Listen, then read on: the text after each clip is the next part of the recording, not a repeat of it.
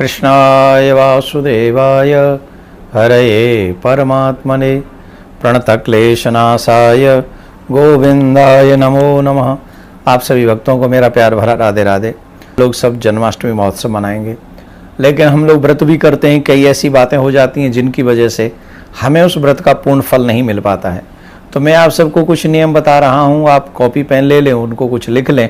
कुछ वस्तुएं ऐसी हैं जिनको आप लिख लें और उस नियम के जो मैं अभी बताऊं उसके साथ अगर वैसा आप उस तरीके से व्रत करेंगे तो आपको पूर्ण जन्माष्टमी के व्रत का फल आपको मिलेगा। और इतना ही नहीं, मुझे ऐसा लगता है कि जो भी आप मनोकामना के साथ में ठाकुर जी की उस अष्टमी का व्रत रखेंगे, जन्माष्टमी का, तो निश्चित ठाकुर जी आपकी प्रार्थना सुनेंगे।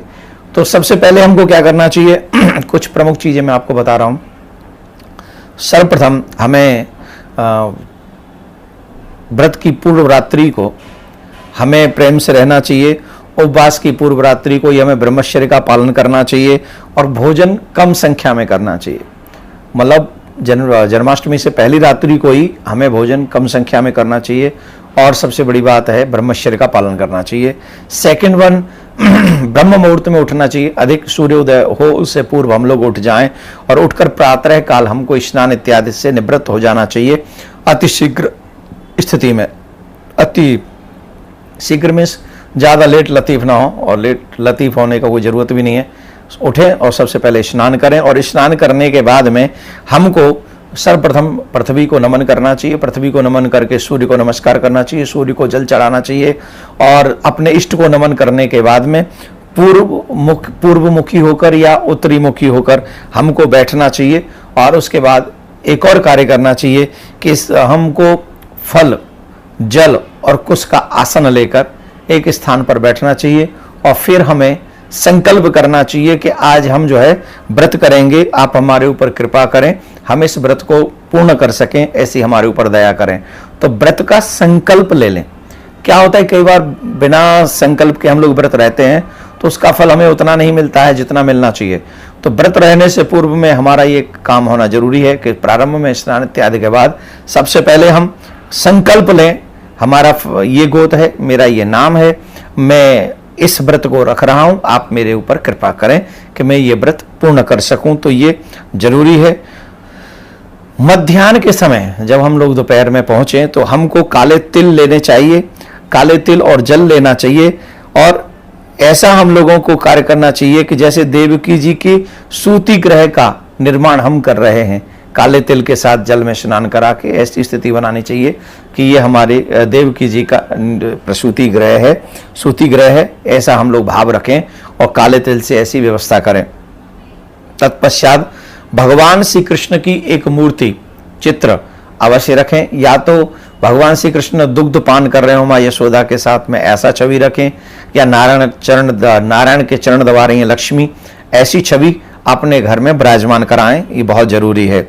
उसके बाद में बालक श्री कृष्ण की ही छवि होनी चाहिए, ज्यादातर तो वही बेस्ट है, वही रखनी चाहिए।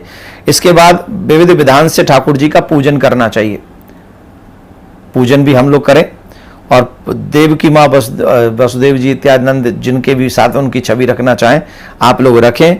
और फिर इस मंत्र का भी जाप आप लोग करें, बड़े प्रेम से इस मंत्र का जाप करें।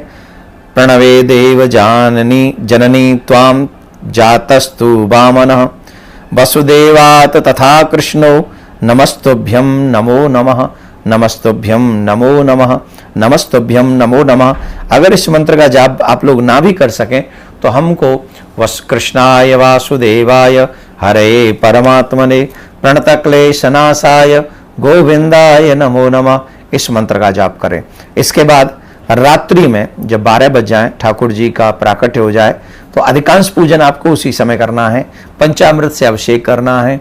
वैसे तो आप घी का दीपक जला के रखें उस समय, और घी का दीपक जलाकर पंजीरी का भी भोग बना लें, और जो प्रसाद भगवान को बनाना चाहते हैं वो भी बना लें।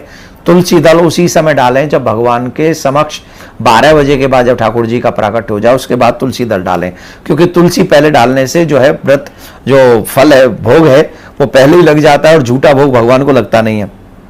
तो जब ठाकुर जी के आगे आप उस वस्तु को समर्पित करें तभी आप सबसे निवेदन है तुलसी दल ठाकुर जी के सामने ही पधराएं आपके उस भोग में पंचामृत से अभिषेक करें। पंचामृत से अभिषेक करने के बाद में लाला को वस्त्र धारण कराएं, फिर शुद्ध जल से पहले स्नान कराएं, फिर वस्त्र धारण कराएं, फिर ठाकुर जी की आरती करें।